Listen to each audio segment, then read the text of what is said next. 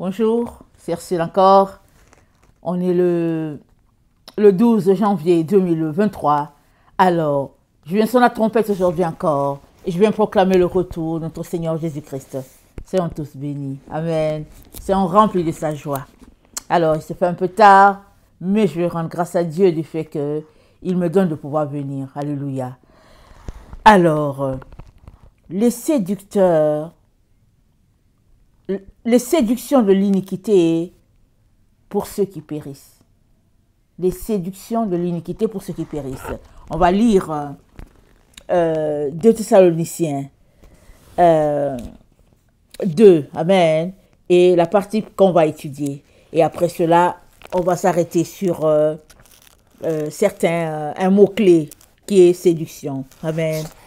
Alors que le Seigneur bénisse sa parole et puis qu'il nous donne vraiment de pouvoir avoir les yeux grands ouverts. Amen. Et être aussi réceptif à tout ce qu'il avait, à tout ce qu'il est réceptif à tout ce qu'il est en train de faire dans le corps du Christ. Amen. Alors, 2 Thessaloniciens 2. Pour ce qui concerne l'avènement de notre Seigneur Jésus-Christ et notre réunion avec lui, nous vous prions, frères, de ne pas vous laisser facilement ébranler dans votre bon sens et de ne pas dans votre bon sens et de ne pas vous laisser troubler, soit par quelque inspiration, soit par quelques paroles ou par quelques lettres qu'on dirait venir de nous, comme si le jour du Seigneur était déjà là. Que personne ne vous séduise d'aucune manière, car il faut que l'apostasie soit arrivée auparavant et qu'on ait vu paraître l'homme du péché, le fils de la perdition, l'adversaire qui s'élève au-dessus de tout ce qu'on appelle Dieu ou de ce qu'on adore, jusqu'à s'asseoir dans le temple de Dieu, se proclamant lui-même Dieu. Ne vous souvenez-vous pas que je vous disais ces choses lorsque j'étais encore chez vous? Et maintenant vous savez ce qui le retient, afin qu'il ne paraisse qu'en son temps. Car le mystère de l'iniquité agit déjà. Il faut seulement que celui qui le retient encore ait disparu. Et alors paraîtra l'impie que le Seigneur Jésus détruira par le souffle de sa bouche et qu'il anéantira par l'éclat de son avènement. L'apparition de cet impie se fera par la puissance de Satan, avec toutes sortes de miracles, de signes et de prodiges mensongers, et avec toutes les séductions de l'iniquité pour ceux qui périssent, parce qu'ils n'ont pas reçu l'amour de la vérité pour être sauvés.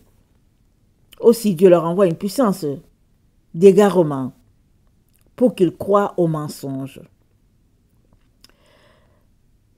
afin que tous ceux qui n'ont pas cru à la vérité, mais qui ont pris plaisir à l'injustice, soient condamnés. Amen.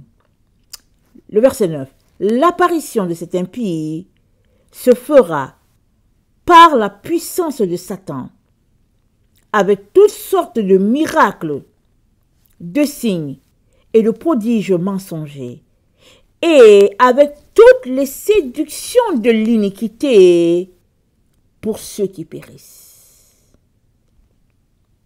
parce qu'ils n'ont pas reçu l'amour de la vérité pour être sauvés. Ceux qui sont dans la séduction, c'est ceux qui périssent. Pourquoi cette précision? Parce que ceux qui marchent avec le Seigneur ne sont plus dans la séduction. Ils ne marchent pas dans la séduction. Et s'il arrive de tomber dans la séduction, ils se repentent tout de suite. Ils règlent le problème. Ils sont dans une marche, une vie de repentance. Ce n'est pas qu'ils ne tombent pas, mais ils sont dans une vie de repentance à tout moment. Amen. Ils demandent au Seigneur de les aider. Alléluia. Et c'est une situation. La séduction, c'est un péché. Ok? C'est un péché comme mentir, c'est un péché comme la paresse, c'est un péché. Alors, tu peux tomber dans la séduction. Mais, qu'est-ce que la Bible dit? Il dit, une fois que tu as péché, si tu confesses tes péchés, il est fidèle et juste pour te pardonner. Amen. Et pour te sauver de toute iniquité. Mais il faudrait que tu viennes confesser ton péché. Et pas pour te sauver, mais pour te purifier de toute iniquité. Mais il faudra que tu viennes confesser ton péché. Et quand tu confesses ton péché, ou bien si tu confesses ton péché, tu as l'assurance qu'il t'a pardonné. Amen. Et tu es à nouveau propre. Tu remets la balle au centre. Amen.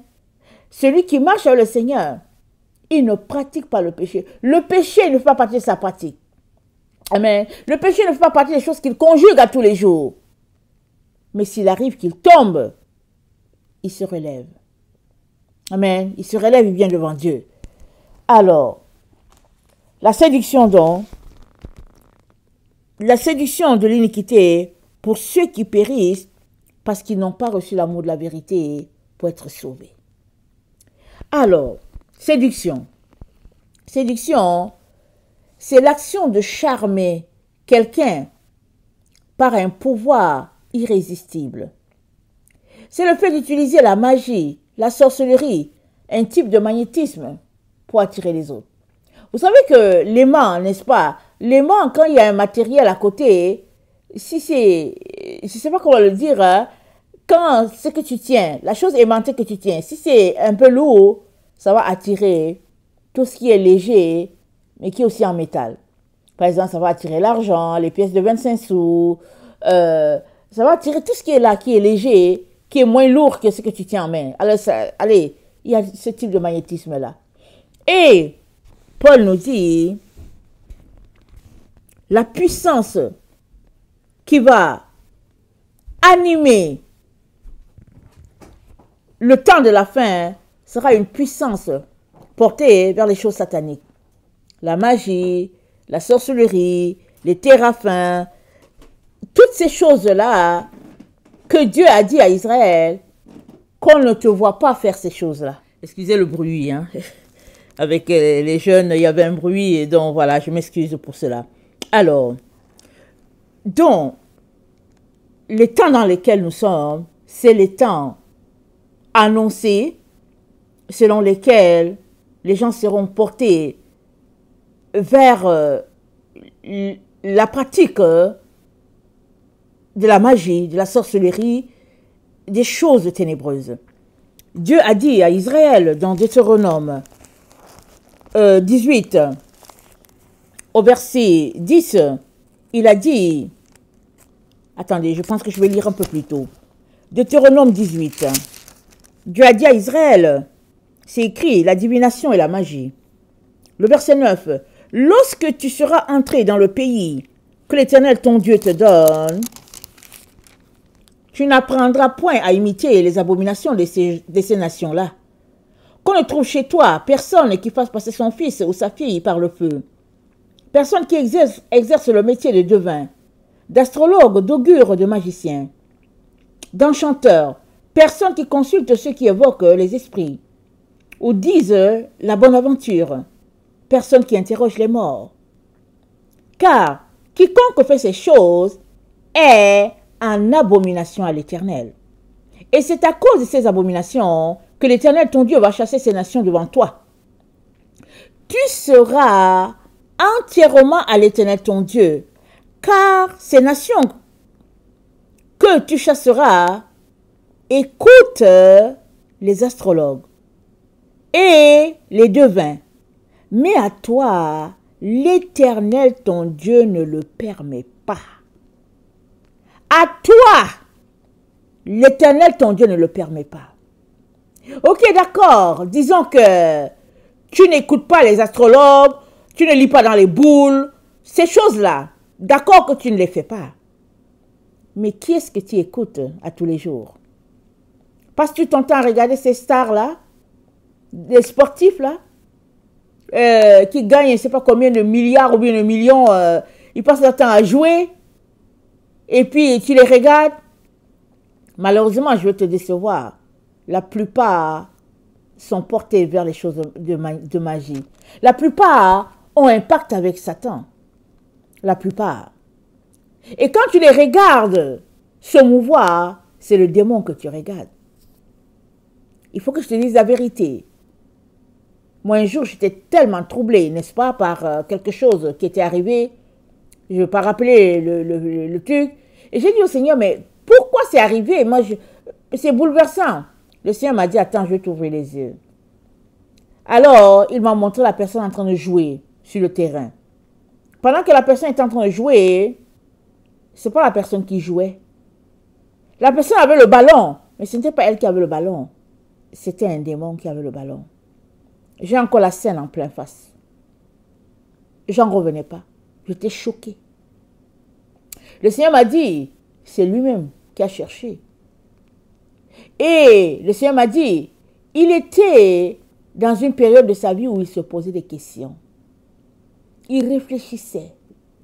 Et l'ennemi a trouvé que c'était le temps d'en finir avec lui. Parce qu'il avait pris un pacte avec l'ennemi. Pourquoi prennent-ils les pactes? Pour l'argent? Non, mais pour avoir une aura. Pour être vu. Ils veulent être vus. Mais qui doit être vu? Christ doit être vu en toi et en moi. Amen. Christ doit être vu. Si ce n'est pas Christ qui est vu, alors il y a quelqu'un qui est vu. Alors si c'est toi qui es vu parce que tu es narcissique, alors c'est que c'est Satan qui est vu. Mais qui est vu en toi? Quand on te voit, c'est qui qu'on voit? Est-ce que c'est Christ qu'on voit? L'image invisible de Dieu, est-ce que c'est lui qu'on voit? L'image du Dieu invisible, il ne faut pas que je renverse les mots. Jésus est l'image du Dieu invisible. Est-ce que c'est lui qu'on voit en toi? Ou bien, est-ce que c'est toi qu'on voit? Ça, c'est une porte ouverte. Parce que l'orgueil, amen, c'est une véritable barrière. Parce que Dieu résiste aux orgueilleux. Il fait grâce aux humbles. Alors, pour revenir, donc Dieu m'a montré, Dieu m'a dit, calme-toi Ursule. Je vais te montrer ce qu'il faisait. Voilà pourquoi il est mort d'une manière si atroce. Une autre personne, elle était vantée par la publicité. Et puis bon, de ce temps, toute la famille, on s'asseyait. Et puis bon, on regardait. Et puis moi, je faisais entre deux, je faisais ma cuisine et tout. Et puis bon, je venais, je regardais et tout. Mais je ne suis pas le genre qui m'assoit devant la télévision pour regarder quelque chose. Ça n'a jamais passé avec moi. Mais pour ce monsieur, je regardais, je lorgnais un peu de temps en temps.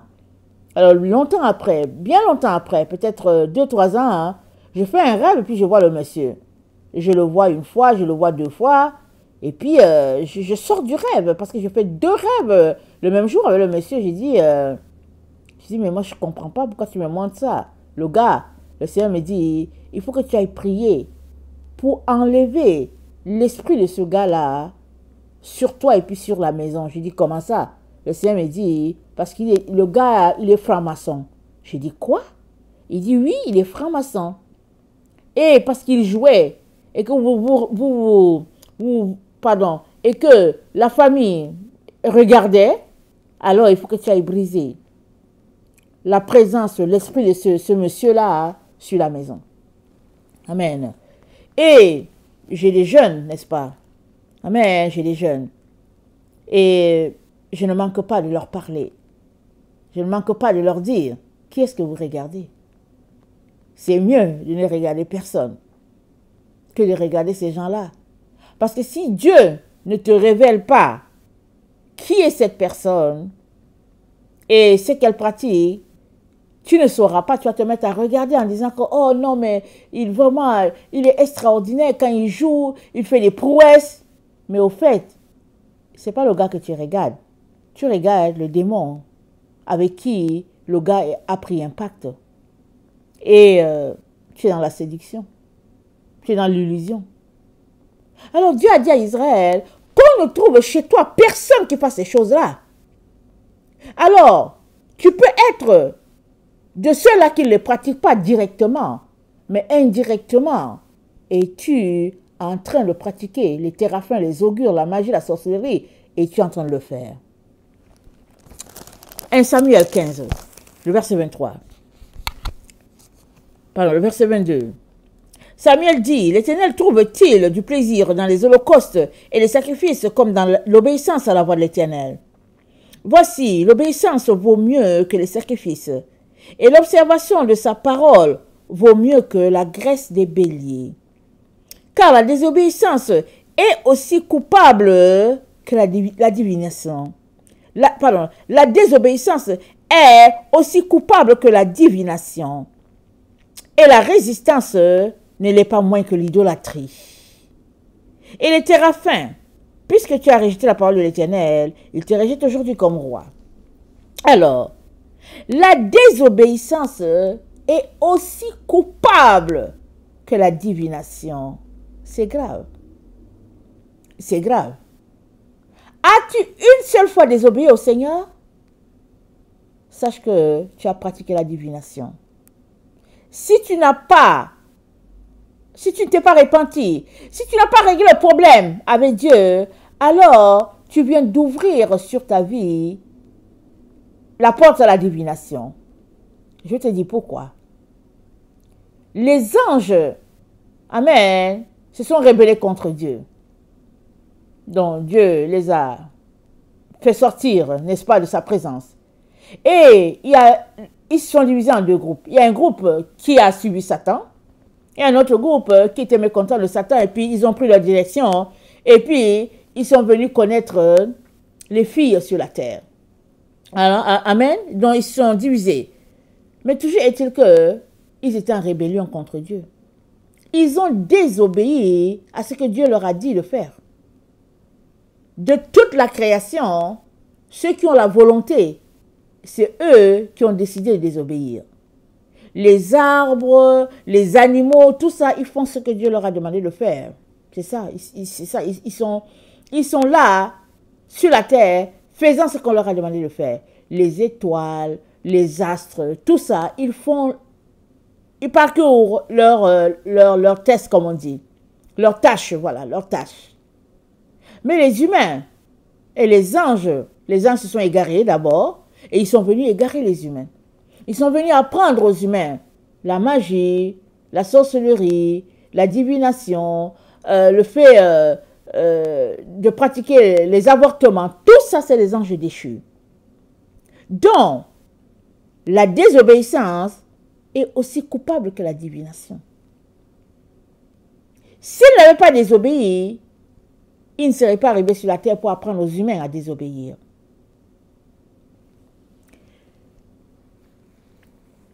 Et la résistance ne l'est pas moins que l'idolâtrie. L'idolâtrie, c'est quoi? C'est le fait de rendre un culte à des idoles. Alors, les téraphins, puisque tu as rejeté la parole de l'Éternel, ils te rejettent aussi. Les consignes de Dieu sont claires à propos de notre conduite. Comment nous devons nous conduire? Elles sont claires. Alors, si nous désobéissons à l'Éternel, alors qu'il nous a dit, voilà ce que tu dois observer, on comprend que on est en train d'ouvrir les portes et les esprits méchants viennent prendre possession. Ils viennent prendre la porte, ils viennent entrer et finalement, ils vont faire toutes sortes de dégâts dans nos vies.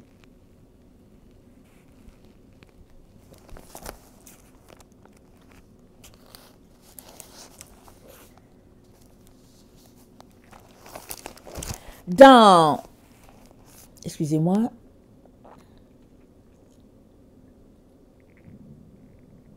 Dans 2 Thessaloniciens, qu'on est en train de lire, Paul dit ceci. Amen, je retourne dans notre texte. Le verset 3. Il dit que personne ne vous séduise d'aucune manière. Alors, les gens ont dit aux Thessaloniciens que l'enlèvement avait déjà eu lieu. Paul dit que personne ne vous séduise d'aucune manière. Parce qu'il y a deux choses qui devaient d'abord arriver. L'apostasie et qu'on ait vu paraître l'homme du péché. Nous le savons tous, nous sommes dans l'apostasie. C'est l'homme du péché. Le deuxième élément, c'est l'homme du péché. Et moi, je vous dis que l'homme du péché est là en train d'attendre de prendre sa place. Il est déjà là. Il ne tardera pas à prendre sa place. Et toute la terre va savoir. Pourquoi? Parce que c'est dit dans Daniel 8, le verset 23, c'est dit ceci de lui. C'est dit, à la fin de leur domination, lorsque les pécheurs les pécheurs seront consumés, il s'élèvera un roi impudent et artificieux. Sa puissance s'accroîtra, mais non par sa propre force. Il fera d'incroyables ravages. Il réussira dans ses entreprises. Il détruira les puissants et le peuple des saints. À cause de sa prospérité et du succès de ses ruses, il aura de l'arrogance dans le cœur. Il fera périr beaucoup d'hommes qui vivaient paisiblement. Il s'élèvera contre les chefs des chefs, mais il sera brisé sans l'effort d'aucune main. Alors, c'est dit quoi? À cause de sa prospérité et du succès de ses ruses. Quelqu'un qui est rusé, c'est qui? C'est quelqu'un qui se comporte de manière à induire les autres en erreur. Parce que être rusé, c'est synonyme d'être séducteur. Alors, il va s'élever, cette personne-là, quand, c'est dit, quand les pécheurs seront consumés. Mais quand est-ce que les pécheurs sont consumés? Apocalypse 12. Apocalypse 6, le verset 12. Apocalypse 6, le verset 12, voilà ce que ça dit. Je regardais quand il ouvrit le 6e sceau, et il eut un grand tremblement de terre. Le soleil devint noir comme un sac de crin. La lune entière devint comme du sang. Et les étoiles du ciel tombèrent sur la terre, comme lorsqu'un figuier secoué par un vent violent jette ses figues vertes. Le ciel se retira comme un livre qu'on roule, et toutes les montagnes et les îles furent remuées de leur place. Et les rois de la terre, les grands, les chefs militaires, les riches, les puissants, tous les esclaves et les hommes libres se cachèrent dans les cavernes et dans les rochers des montagnes. Et ils disaient aux montagnes et aux rochers, tombez sur nous. Cachez-nous devant la face de celui qui est assis sur le trône et devant la colère de l'agneau. Alors, vient un temps là où nous sommes, où c'est la consommation des péchés. C'est-à-dire quoi? C'est-à-dire la semence du mal mise en terre depuis le temps d'Adam va prendre fin dans les temps dans lesquels nous sommes. De telle sorte que une nouvelle semence sera mise en terre. Alléluia. Pour, si on peut le dire ainsi, le 8e jour. Le 8e jour, c'est quand? Parce qu'il faut un repos de 1000 ans. Amen. Et après, ce sera la vie à jamais, éternellement. Alors, on est dans le temps où on va entrer dans le repos. Amen. Et les enfants de Dieu, amen, qui auront été obéissants, vont passer 1000 ans de repos. Un sabbat, disons-le, de 1000 ans. Amen. Donc, avant que cet événement arrive, cette situation doit se passer. Elle doit se passer, cette situation, où il y a consommation des péchés. Il y a consommation des pécheurs. Et la consommation des pécheurs, si on peut l'expliquer, c'est le temps où Dieu est en train de donner à chacun ses récompenses. Amen. Et ça doit arriver. Parce que on ne peut pas en même temps mélanger ce qui est faux avec ce qui est vrai. Amen. Je vous dis ça parce que le Seigneur m'a dit ça il y a quelques jours. Il est en train de m'enseigner. Il dit ça doit arriver. Le faux doit passer. On ne peut pas mélanger les deux. Il faut que le faux passe. Et on est sur la terre, au fait, dans un temps de grande séduction et de grands mensonges. Et on a fonctionné là-dedans pour beaucoup. On était tous dedans. Disons-le, disons ce qui est. On était tous dedans jusqu'à ce que Dieu ouvre nos yeux. Parce que toute la terre a été abreuvée du venin de Laodicée. On nous a tous éduqués sur le venin de Laodicée. Il y a des gens qui ne sont pas d'accord. C'est votre problème. Ce n'est pas grave. Si vous n'êtes pas d'accord, vous allez gérer ça. Mais si vous voulez être d'accord, les comment on appelle ça, les écailles vont tomber de vos yeux si vous voulez être d'accord. Si vous n'êtes pas d'accord, je ne peux rien. Je ne peux rien. J'apporte les éclaircies pour ceux qui veulent. Ceux qui veulent vont changer leur vie. Ils vont ramasser leurs jambes à leur cou. Ils vont dire, c'est grave. Mais ceux qui ne veulent pas vont dire, non, j'ai le temps.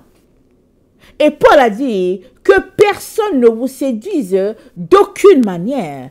Pourquoi? Parce que toute la terre est sous le pouvoir de la séduction. Toute la terre a été séduite.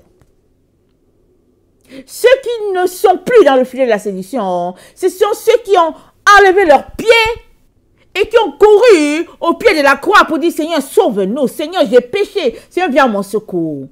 Ce n'est que eux. Mais tant aussi longtemps que tu n'as pas fait ce geste-là, de mea culpa, le courir devant Dieu pour dire, Seigneur, viens à mon secours, tu es dans la séduction. Et quand même tu as fait cela, il y a plusieurs qui viennent demander pardon à Dieu, mais ils retournent toujours à l'église de Laodicée. Ils retournent toujours à Laodicée. Et ils ne vont pas loin avec leur séduction, avec leur réveil. Ils se réveillent aujourd'hui, demain ils retournent à Laodicée, alors ils sont encore séduits à nouveau. Parce que quand tu sors de la séduction, tu ne retournes plus, n'est-ce pas? Quand tu sors de l'eau sale, tu ne retournes plus dans l'eau sale. Tu t'en vas trouver une eau pure, une eau propre. Mais tant aussi longtemps que tu es dans l'eau boueuse, tu te salis à nouveau. Il y a des gens qui se salissent tous les dimanches. Ils se salissent, ils sortent, ils disent, oh Seigneur, j'ai péché. Et puis, ils se salissent. Et puis, ça c'est si ils vont dans une église où on leur a dit qu'ils ont péché. Parce qu'aujourd'hui, on ne prêche plus le péché sur la terre. On nous dit que nous sommes sous la grâce. Sauve un jour, sauve toujours. Donc, on peut pécher comme on veut. Voilà pourquoi le fils de perdition est révélé dans notre temps. Parce qu'il a grandi dans cette doctrine de mensonge-là.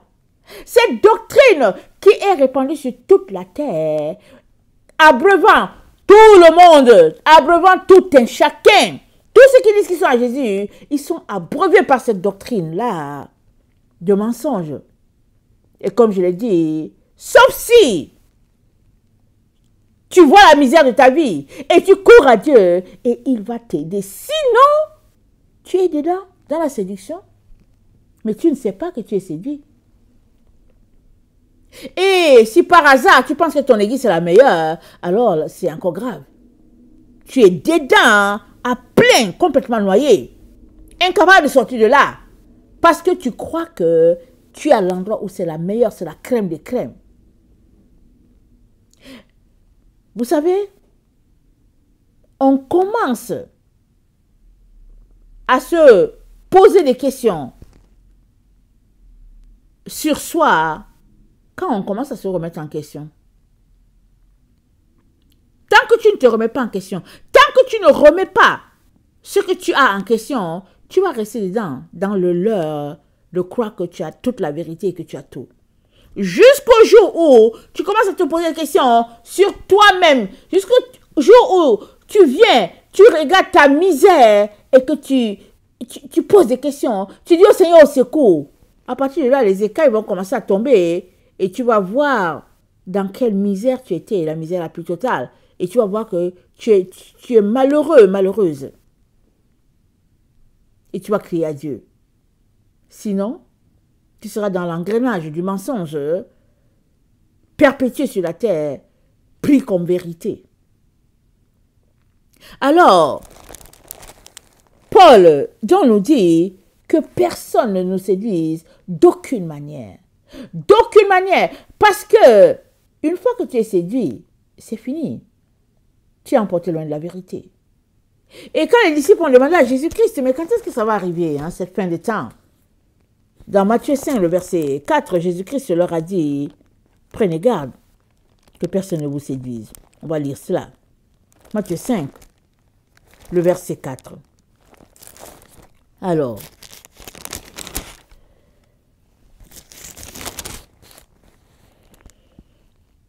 voyant la foule, Jésus monta sur la montagne, et après qu'il se fut assis, ses disciples s'approchèrent de lui. Puis, ayant ouvert la bouche, il les enseigna et dit, heureux les pauvres en esprit, car le royaume des cieux est à eux. Excusez-moi. Je ne suis pas au bon endroit.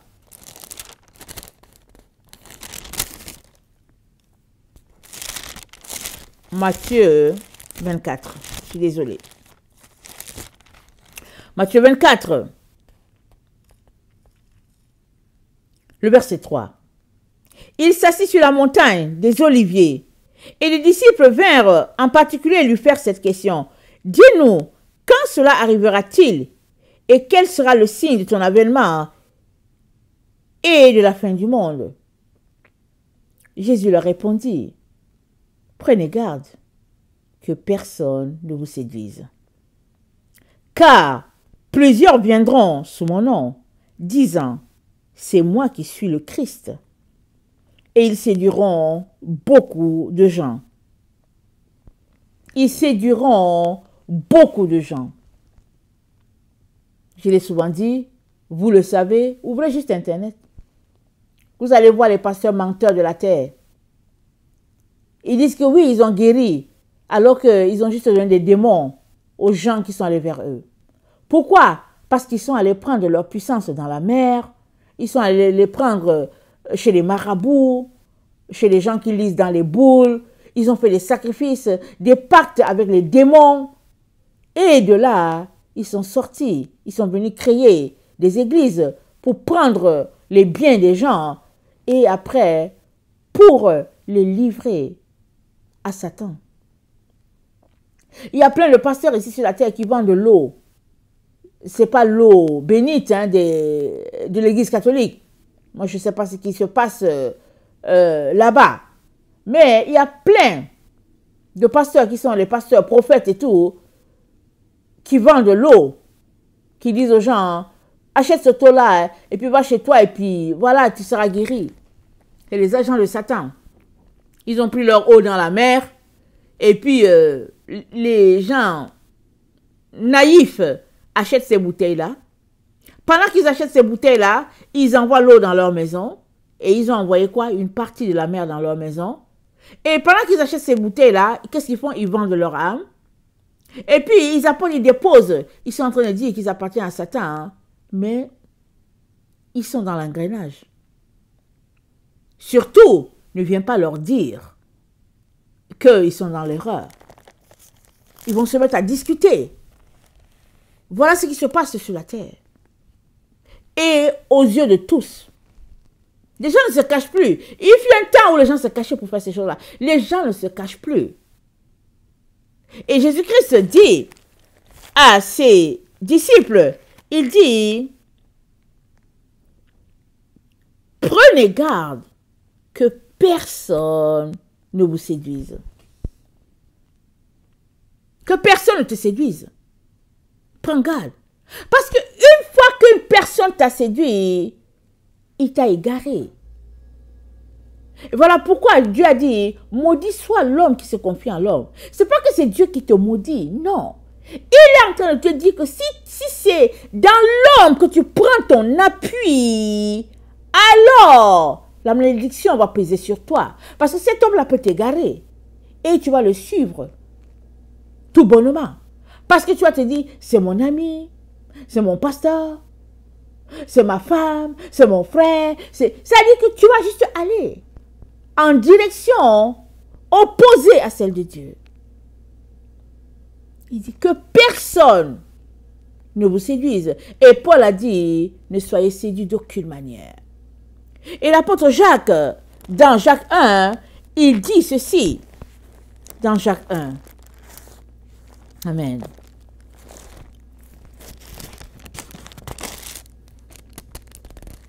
Le verset 13. Jacques dit que personne, lorsqu'il est tenté, ne dise c'est Dieu qui me tente. Car Dieu ne peut être tenté par le mal. Et il ne tente lui-même personne. Mais chacun est tenté quand il est attiré et amorcé par sa propre convoitise. Puis, la convoitise, lorsqu'elle a conçu, enfante le péché. Et le péché, étant consommé, produit la mort. Il dit quoi? Chacun est tenté quand il est attiré et amorcé par sa propre convoitise. Qu'est-ce que Jésus-Christ a dit? Il dit, c'est en dedans. C'est en dedans que vient le mal. Il disait ça aux pharisiens. Il dit, vous ressemblez à des sépulcres blanchis, mais à l'intérieur, c'est plein de saleté. Jésus-Christ a dit quoi? Il dit, le royaume des cieux est en vous. Le royaume des cieux, il est en tous. Il est en vous. Ça veut dire quoi? Quand on va réussir à faire sortir toutes les mauvaises choses, on verra clairement le royaume de Dieu. Parce que Dieu a planté le royaume de Dieu en chacun. Alléluia. Le royaume de Dieu, quand tu viens là sur la terre, Dieu a déjà placé le royaume de Dieu en toi. Pourquoi? Parce qu'il a dit, j'ai placé en eux la pensée de l'éternité. Dans chaque être humain, Dieu a placé la pensée de l'éternité. Ça dit quoi? Ça dit qu'ici sur terre, une fois que tu es sur terre, à un moment donné, sans que tu le veuilles, tu vas te demander, mais pourquoi est-ce que je suis ici? Ça, c'est la pensée de l'éternité. Maintenant, tu peux aller plus loin. Et puis, c'est Dieu qui est en train de te parler. Il est en train de t'attirer petit à petit à lui. Il est en train de te faire venir en sa direction. Alléluia. Mais tu peux aussi t'arrêter en cours de route. Et si tu t'arrêtes, c'est fini, tu viens d'arrêter la réflexion. Tu viens de fermer la porte à Dieu. Parce que Dieu a placé en toi la pensée de l'éternité. Et ça commence par, qu'est-ce que je fais ici sur la terre? Et il va te répondre. Alors, chacun est attiré par sa propre convoitise. Ça veut dire que nous devons voir nos zones de faiblesse. Amen. Nous devons voir nos zones de faiblesse. Je ris parce que, vous savez, il est un peu tard, n'est-ce pas? Et aujourd'hui, il fait un peu de... Il y a une tempête qui est là un peu. La conduite, c'est pas facile. Alors, je suis sortie il y a quelques jours. Amen. Parce que j'avais fait une commande et puis je devais récupérer ce que j'avais commandé. Au lieu de prendre juste ce que j'ai commandé, je suis entrée dans le magasin. Je rentre dans le magasin et puis j'ai pris autre chose dans le magasin. Ok? Je prends autre chose. Mais pendant que je prends autre chose, l'esprit me parle. Mais est-ce que tu en as besoin? Mais je le prends quand même. Je dis oui, j'en ai besoin, j'en ai besoin. Alors c'était quelque chose pour la maison. Je le prends. J'arrive ici à la maison. Dès que j'arrive à la maison, l'esprit me parle encore. Mais est-ce que tu en as besoin? Je dis oui, j'en ai besoin. Je m'en vais à l'endroit. Je montre ça à mes enfants et tout. Je regarde. Mais je m'assois, ok? Je m'assois. Là, je réfléchis. Je réfléchis. Mais dans le fond, je suis allée parce que je suis allée récupérer quelque chose. Mais pourquoi est-ce que je n'ai pas récupéré juste la chose? Je suis entrée à l'intérieur. Si je récupérais, ça serait juste adjacent. Mais je suis entrée dans la boîte. Alors, je suis rentrée avec quelque chose. Dans le fond, je n'en avais pas besoin. Je n'en avais pas besoin. Je n'ai pas déballé, ok? Je ne l'ai pas déballé, je l'ai laissé bien emballé. Et le lendemain, j'étais déjà prête à le remettre. Mais, priorité, la parole de Dieu. Alors, hier, je voulais le remettre, compliqué, c'était compliqué, j'ai dit ok, je vais aller aujourd'hui. Hier, je voulais le remettre parce que je savais qu'aujourd'hui, il allait neiger. Alors, je me suis dit, je vais aller le plus rapidement. Sans neige, ça se fait vite. Mais finalement, ça a tourné que c'est aujourd'hui que je me suis levée pour partir. Je suis allée aujourd'hui pour partir. Pardon, aujourd'hui, je suis allée pour remettre l'achat toujours emballé. Pourquoi? Parce que j'ai réfléchi une fois à la maison. Si j'avais réfléchi là-bas, mais je ne serais jamais retourné déposer la chose que j'ai prise. Amen. Mais je suis arrivée à la maison pour me rendre compte que dans le fond, je n'ai pas besoin de ça. Et puis, c'est comme ça que je fonctionnais par le passé. Je dis, ah, mais bon, on en a besoin. Mais j'arrive à la maison, je n'en ai pas besoin. Celui-là que j'avais acheté, c'était suffisant pour la maison. Mais je me suis dit, bon, peut-être qu'un second et tout. Voilà, on essaie toujours d'élargir nos nos champs, n'est-ce pas? Mais en remettant le paquet, il y avait un obstacle devant moi. Il neigeait. La conduite était lente. Alors, ça m'a pris plus de temps. Quelque chose qui allait me prendre 1 heure, ça m'a pris 2 heures. Tellement la conduite. Et puis, et ce qui fait que je rentre à la maison, amen, très satisfaite du fait que j'ai demandé pardon à Dieu pour ma convoitise. Amen, il faut que je le dise.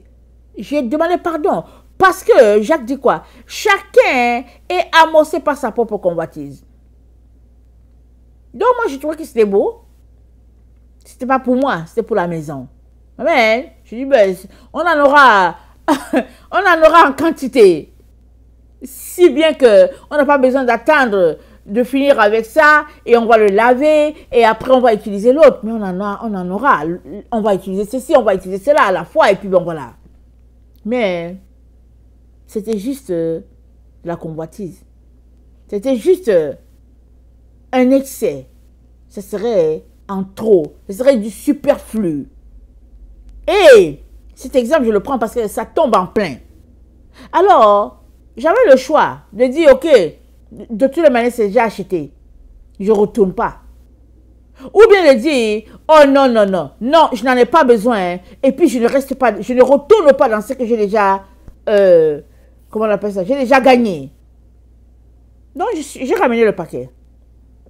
Alors, Jacques nous dit, mais chacun est tenté quand il est attiré et amorcé par sa propre convoitise. La convoitise vient de toi. Elle ne vient pas de X, Y. Elle vient de toi. Puis, voilà. La convoitise, lorsqu'elle a conçu, enfante le péché. La convoitise conçoit, elle devient enceinte. Et elle accouche le péché. Toi et moi devons tout faire pour que la convoitise ne devienne pas enceinte. Et puis si elle devient enceinte, nous devons tout faire pour qu'elle n'accouche pas. Il faut avorter cela.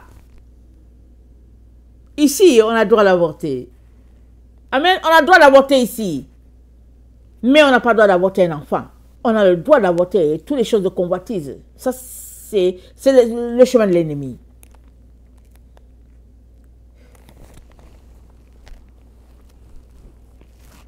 Romains 8, le verset 8.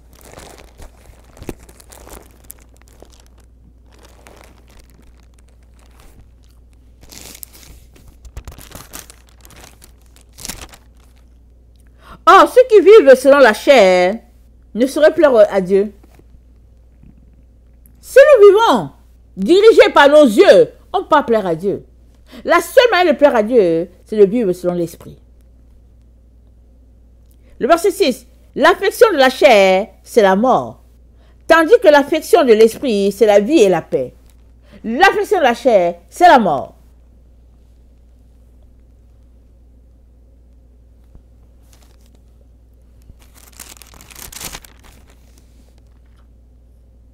Éphésiens 4.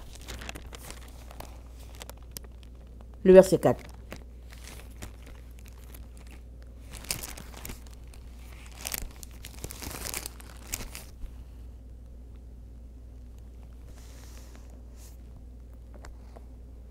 Pardon, le verset 17.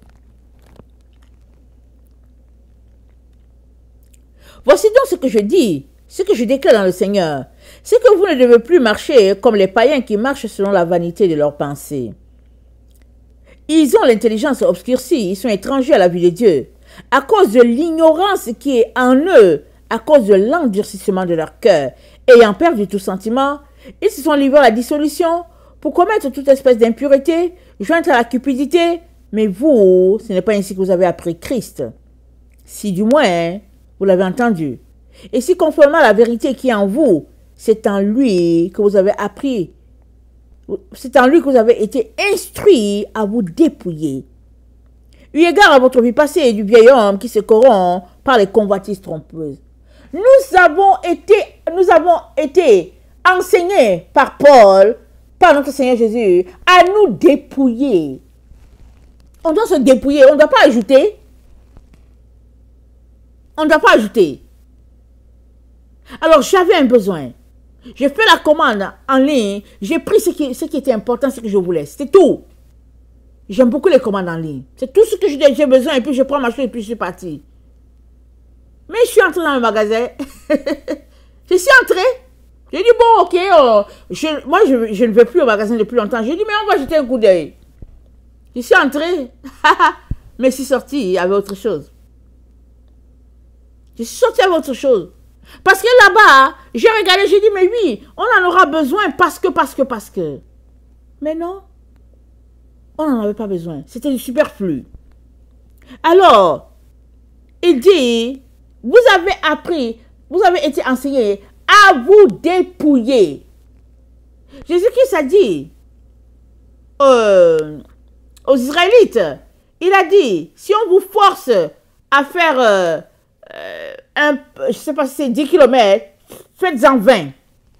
Parce que dans le temps, les soldats romains maltraitaient beaucoup les Israélites. Et c'était un objet de tristesse. Et Jésus-Christ lui a dit, soyez calme.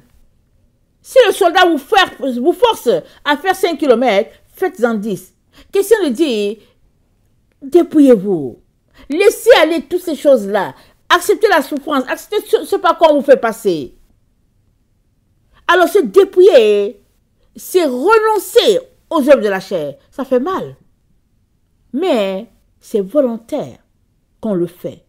Si on est dans cet exercice-là, volontaire de le faire, la séduction ne va pas rester. Pourquoi? C'est dit, attendez, si du moins vous l'avez entendu, et si conformément à la vérité qui est en Jésus, c'est en lui que vous avez été instruits à vous dépouiller eu égard à votre vie passée. Du vieil homme qui se corrompt par les convoitises trompeuses. Ça dit quoi? Le vieil homme se corrompt. Ça dit ce que tu faisais dans le passé. Amen. Tu retournes encore à ça. C'est ça qui s'est passé avec moi. Le vieil homme qui se corrompt dans les convoitises du passé. Donc moi je suis allée, j'ai pris, je suis rentrée avec quelque chose, je n'en avais pas besoin. Et la conséquence, c'est que ça m'a pris 2 heures à conduire, à tourner ici, à tourner par là. Entre-temps, je fais une autre course, une ou deux nécessaires. Voilà pourquoi j'apprends mon enseignement maintenant. Et si je n'avais pas pris le paquet, j'aurais gagné mon temps. Mais j'ai dû retourner avec le paquet superflu, avec la marchandise superflue que j'avais. Parce qu'une fois à la maison, une fois dans le calme, je me suis dit, mais je vais où avec ça? Je n'en ai pas besoin.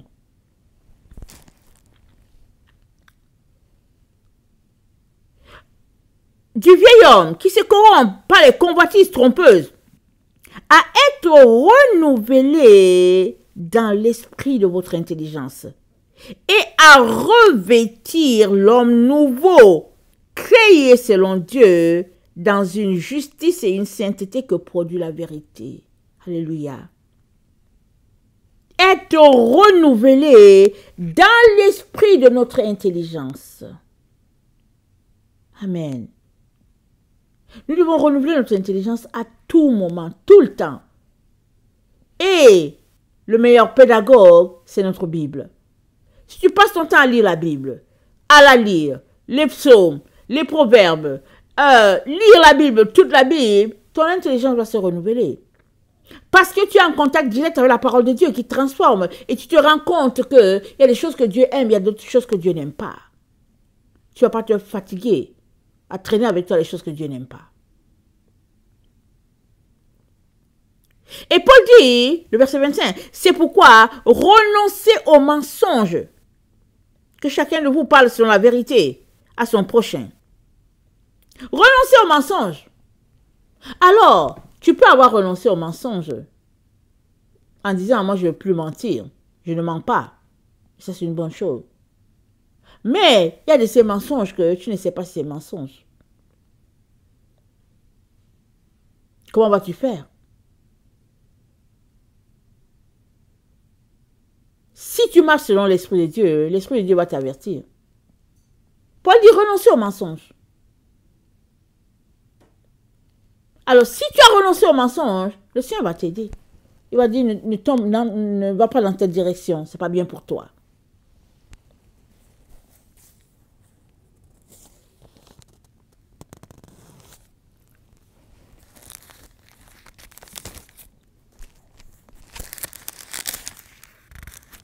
Excusez-moi. L'autre élément qu'il faudrait laisser de côté, c'est-à-dire de ne pas participer à ça, c'est Éphésiens 5, le verset 4. Qu'on n'entende ni paroles déshonnêtes, ni propos insensés, ni plaisanteries, choses qui sont contraires à la bienséance. Qu'on entende plutôt des actions de grâce. Car sachez-le bien, aucun impudique, impur, cupide, idolâtre n'a d'héritage dans le royaume de Christ et de Dieu. Que personne ne vous séduise par de vains discours. Car c'est à cause de ces choses que la colère de Dieu vient sur les fils de la rébellion. N'ayez donc aucune part avec eux. Autrefois vous étiez ténèbres, et maintenant vous êtes lumière dans le Seigneur. Marchez comme les enfants de lumière. Aucun impudique, impur, cupide, idolâtre n'a d'héritage avec le Seigneur. Que personne ne vous séduise par de vains discours. Vous savez, les vains discours, la politique, tout ça, c'est des vains discours. C'est le fait de s'arrêter de parler, vains discours. Vains discours. On tombe facilement dedans. Souvent, on ne sait pas quoi faire et puis on tombe là-dedans. C'est des choses, amen, que j'ai décidé de travailler. Et nous devons le travailler pour que nous ne puissions pas nous-mêmes ouvrir la porte à l'ennemi. Un jour, le Seigneur m'a dit, je ne veux plus que tu donnes ton point de vue sur les débats politiques. Tout ça, je ne veux plus. Ça fait longtemps, ça fait au moins 10 ans, il m'a dit ça. Je me suis dit, ok Seigneur, pas de problème. Chaque fois que les gens parlent de politique, je faisais des efforts pour ne pas m'associer, pour ne pas dire quelque chose. Finalement, un jour, je me suis arrêtée, je me suis dit, mais j'ai essayé de réfléchir à cela.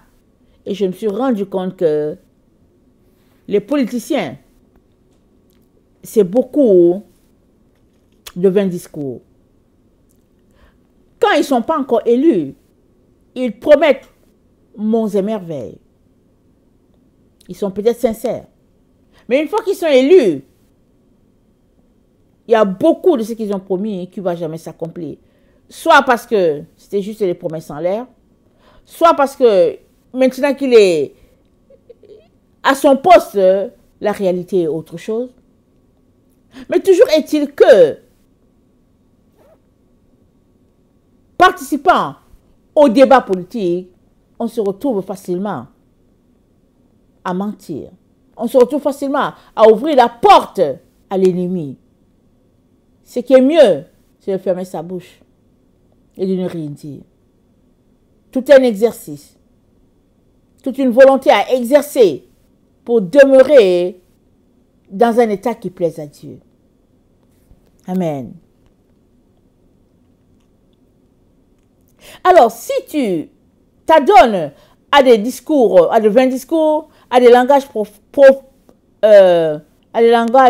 comment on appelle ça, déplacés, amen, c'est une porte pour la séduction. C'est une porte pour la séduction. Or, Paul a dit, ne soyez séduits d'aucune manière. Et Jésus-Christ a dit, prenez garde que nul ne vous séduise. Et le même Paul nous dit que personne ne vous séduise par de vains discours. Car la colère de Dieu vient sur les fils de la rébellion. Et ceux qui pratiquent les vains discours, c'est les enfants des ténèbres. C'est ça que Paul dit. Il dit, autrefois, vous étiez ténèbres, Et maintenant, vous êtes lumière dans le Seigneur. Marchez comme les enfants de lumière. Les enfants de lumière, ils ont une façon de marcher. Ils ont des choses qu'ils font différentes de ce que les enfants des ténèbres font. Et si nous sommes sur ce chemin-là, de marcher comme la lumière s'attend à ce qu'on marche, amen, on va détecter les œuvres des ténèbres le plus rapidement. Et on ne tombera pas dans le piège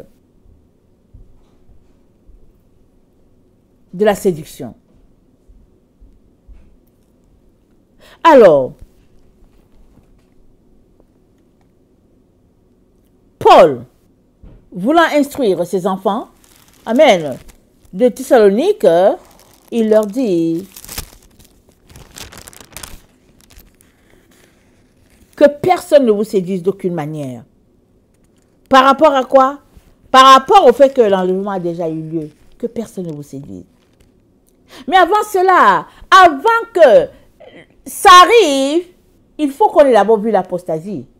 Et on est dans le temps de l'apostasie sur la terre. Et ce n'est pas maintenant que ça a commencé. Ça a commencé depuis des décennies. Ce n'est pas maintenant. On est dans le temps de l'apostasie et pas à peu près. Comment les gens réécrivent la Bible, comment les gens font sauter la Bible des écoles, des lois de justice dans leur pays. On est dans le temps de l'apostasie. Les gens sont refroidis. Le temps où les églises étaient remplies. 2000 personnes, c'est révolu. C'est l'apostasie et c'est ça. On n'a pas de doute là-dessus. Deuxième élément, qu'on ait vu paraître l'homme du péché. Le fils de la rébellion. L'adversaire qui s'élève au-dessus de tous. Jusqu'à ce soit dans le temple de Dieu. Se proclamant lui-même Dieu. Et c'est là, le deuxième élément. C'est cet élément-là qui est le point culminant de ce qui va se passer sur la terre. Parce que l'apostasie, comment on appelle ça? Le temps a amené l'apostasie. Amen. Le temps a amené l'apostasie. Les jours ont passé, les années ont passé, des siècles ont passé. Petit à petit, la terre s'est retrouvée dans un temps d'apostasie. Pourquoi? Parce que l'amour a disparu. L'amour agapé a disparu.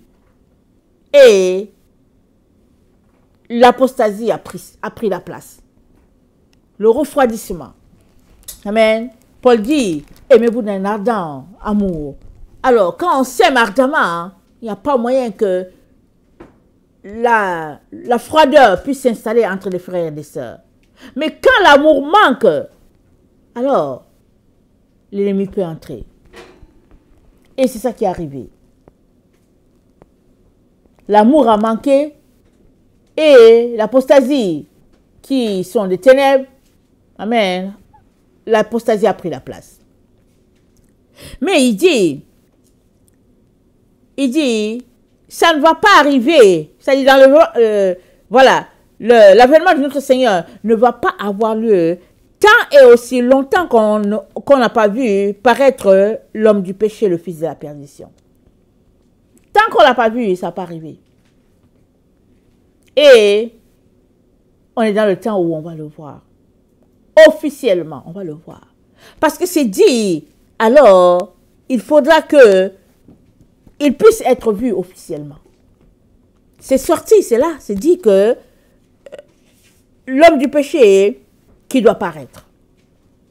Donc, coûte que coûte, il devra être vu. Et on est là à la croisée des chemins où la terre convulse, le poids du péché est lourd et elle vacille parce que Dieu est en train de renouveler la face de la terre et la terre ne peut plus tenir. Isaïe 24, le verset 18 dit, celui qui fuit devant les cris de terreur, tombe dans la fosse. Et celui qui remonte la fosse se prend au filet. Car les écluses d'en haut s'ouvrent, et les fondements de la terre sont ébranlés. La terre est déchirée. La terre se brise. La terre chancelle. La terre chancelle comme un homme ivre.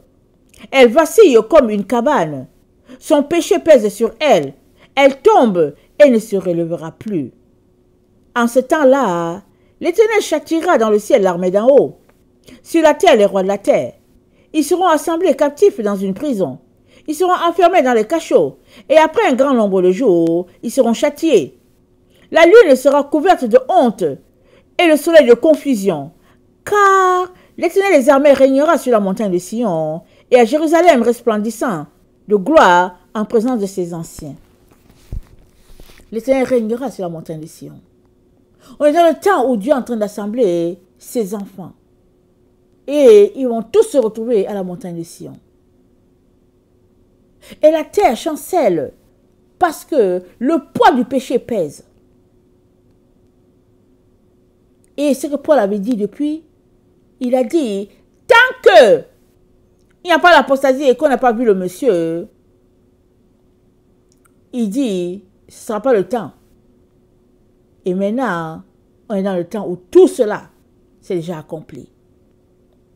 Tout cela va juste se dérouler sous nos yeux comme un film. Parce qu'on est arrivé à ce temps où Dieu, dans sa grâce, va révéler complètement, où le voile sera enlevé et on va voir les prophéties de la Bible se dérouler sous nos yeux. Maintenant, es-tu prêt à rencontrer ton Dieu? Pratiques-tu l'obéissance totale à Dieu? Ou bien es-tu dans l'illusion? Parce que Paul a dit quoi? Il a dit, attendez, il dit qu'on ne trouve chez toi aucune pratique de mensonge. On a lu ça dans Éphésiens 4, le verset 17. Éphésiens 4, le verset 17, Paul a dit ça. Il dit, Éphésiens 4, le verset 17, il dit, voici donc ce que je dis, et ce que déclare le Seigneur, c'est que vous ne devez plus marcher comme les païens qui marchent sur la vanité de leurs pensées. Et il dit, renoncez au mensonge. Il dit ça. Mais, es-tu en train de pratiquer la vraie doctrine de Christ? Parce que si tu n'es pas en train de la pratiquer, tu es en train de pratiquer le mensonge. Et Paul a dit de renoncer au mensonge. Tant et aussi longtemps qu'il y a un petit mensonge dans ta vie, tu es un candidat pour la séduction. La porte est ouverte. Tu dois fermer immédiatement la porte. Toutes les portes, on doit les fermer. Toute porte au péché, on doit le fermer. Paul dit, ne pratiquez pas le mensonge. Et la seule manière pour toi et moi de ne pas pratiquer le mensonge, c'est que nous ne soyons pas en train de pratiquer une autre doctrine. Or, nous savons que si nous nous appelons enfants de Dieu chrétiens, et puis protestants, on a 1000 doctrines. On a 1000, je suis gentil quand je dis qu'on a 1000 doctrines. On a les doctrines selon les dénominations, on a les doctrines selon les familles, on a des doctrines et des doctrines qui n'ont pas été mises en place par notre Seigneur Jésus-Christ. Mais ces doctrines font l'unanimité. Et puis ça fait notre affaire. Alors on dit oui, on va adapter les choses. Et puis bon, voilà, on va faire comme ci. Et puis bon, voilà. Mais malheureusement, la vérité, elle ne vient pas de nous. La vérité vient de Dieu. La vérité, c'est la lumière et elle vient de Dieu. Et si nous voulons être trouvés purs et justes devant Dieu, nous sommes appelés à renoncer à tout mensonge. C'est-à-dire, nous sommes appelés à renoncer à nos fausses doctrines. Et nous assurer que nous n'aurons pas à rougir devant lui le jour que nous nous présenterons. Alors, c'est dit dans Apocalypse,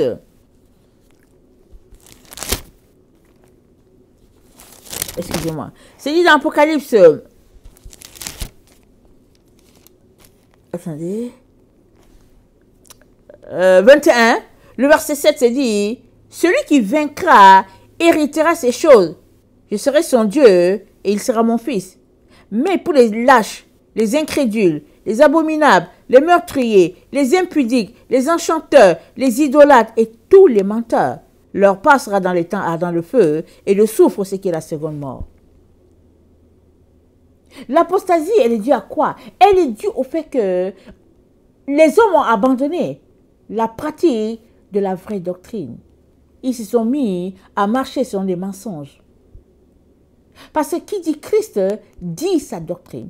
Tu ne peux pas dire que tu entres avec Jésus si tu ne pratiques pas sa doctrine. Tu ne peux pas le dire. Tu es dans le faux. Tu n'es pas avec Jésus. Le fait d'être avec Jésus, c'est le fait que tu as accepté pleinement ce qu'il est et tu es à 100% avec lui, avec sa doctrine et sa pratique. Parce que c'est ça le fondement sur lequel il a bâti son église. Et c'est le fondement sur lequel il a bâti son église. Quand? Depuis l'origine. Les prophètes ont marché là-dessus. Les apôtres ont marché dessus. Et nous, allons-nous marcher sur autre fondement? Mais nous serons détruits.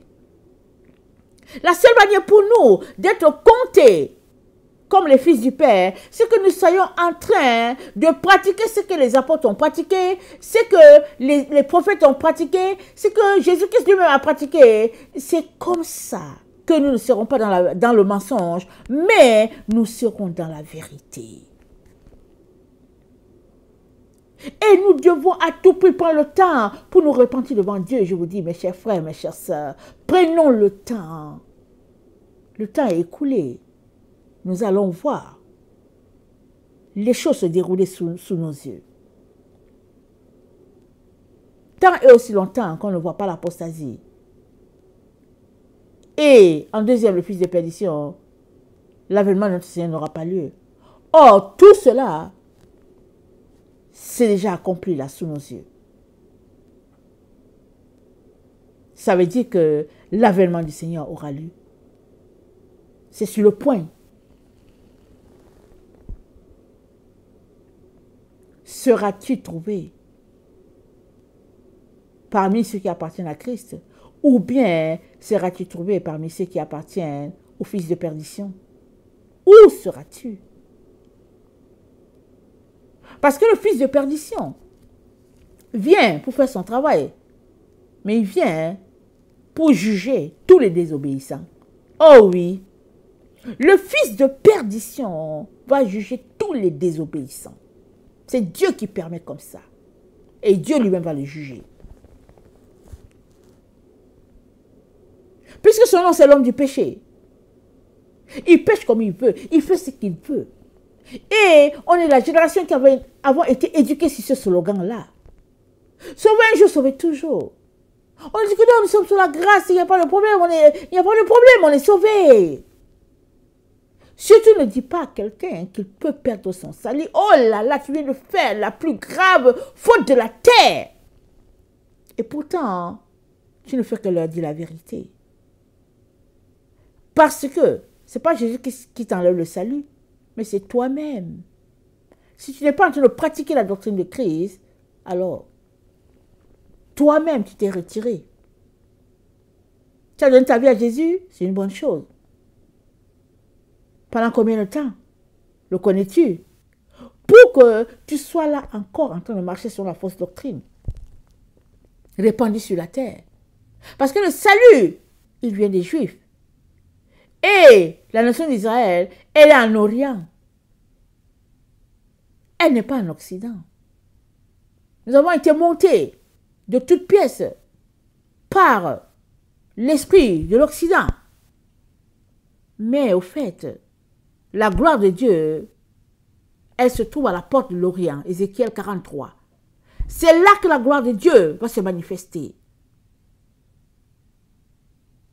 Alors, si nous ne voulons pas obéir à Dieu, alors nous serons livrés au fils de perdition. Parce que c'est l'homme du péché. Alors, il va faire subir à tous ceux-là qui seront sous lui toutes sortes de situations désagréables. Parce que c'est le temps de l'apostasie. Parce que c'est le temps du mensonge. Alors, les humains seront là dans ce mensonge, dans ce leurre. Et le Seigneur ne veut pas cela pour nous. L'heure est si tardive, tellement. Ça dit, je vais vous dire, ça va arriver subitement. Oui, subitement. Et le Seigneur ne veut pas que tu sois surpris. C'est pourquoi il dit,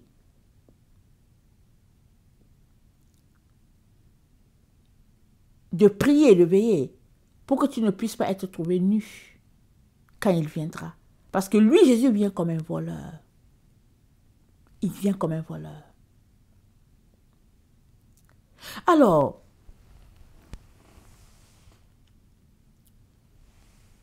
l'heure sur la terre, c'est l'heure du magnétisme, du mensonge, de la séduction, des terrafins, du maraboutage, des faux miracles, la sorcellerie. C'est-à-dire que tout ce qui est vraiment prohibé, c'est le temps de ça sur la terre. Mais toi et moi sommes appelés à marcher de manière droite. Nous sommes appelés à refléter Christ dans ce temps de ténèbres. Et cela ne sera possible pour toi et moi que si nous nous accrochons à 100% à notre Seigneur. Et je viens nous encourager à sortir des mensonges. Et à nous assurer que nous ne sommes pas dans une séduction, aussi minime fût-elle. Il est important que nous sortions de là. Et que nous laissions pleinement Dieu être notre satisfaction. Notre seule satisfaction, que ce soit lui, notre Seigneur Jésus-Christ. Et l'ennemi n'aura pas raison de nous. Il s'enfuira loin de nous. Reconnaissons, prenons une feuille, écrivons dessus toutes nos convoitises, tous nos vices, écrivons dessus. Venons devant Dieu, prier, pleurer, lui demander pardon. Déchirons cette feuille-là en signe de ces péchés-là, ces vices-là qui sont si déchirés et qui ne vont plus nous garder captifs. Faisons cet exercice-là. Soyons sérieux parce que nous sommes à la fin. Complètement. Jésus peut venir aujourd'hui. Pendant que je vous parle. Il est donc très important que nous sortions de nos leurres et que nous laissions Dieu être pleinement Dieu dans nos différentes vies. Que le Seigneur bénisse sa parole. Je vous aime beaucoup et Dieu davantage. Maranatha, Jésus revient. Alléluia. Soyez bénis.